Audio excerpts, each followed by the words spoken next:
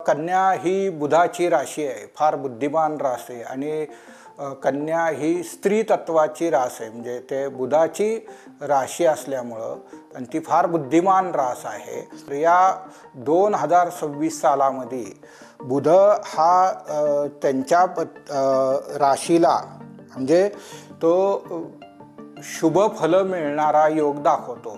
जर त्यांना नोकरीमध्ये व्यवसायामध्ये प्रगती देणारा योग दाखवतो.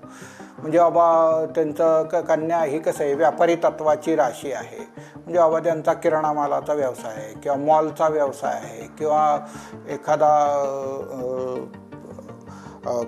वाहनाचा व्यवसाय आहे काय, तर त्या व्यवसायामध्ये त्यांना प्रगतीचा योग दाखवतो. किंवा समजा फ्लॅट घेणं देणं, तर ह्या पृथ्वी तत्वाची राशी असल्यामुळे म्हणजे जमिनीपासून त्यांना धनलाभाचा योग दाखवतो. म्हणजे प्लॉट घेणं देणं हा जर व्यवसाय असेल तर त्यांना उन्नतीचा काल दाखवतो. कसं आहे की त्यांचं आरोग्याचा कारक ग्रह शनी आहे. म्हणजे ती कन्या राशीचा मालक बुध, त्याचं 6ठ स्थान येतं कुंभ राशी. तर काय आहे, त्याचा मालक आहे तो शनी मंगळाचा केंद्र योग आहे.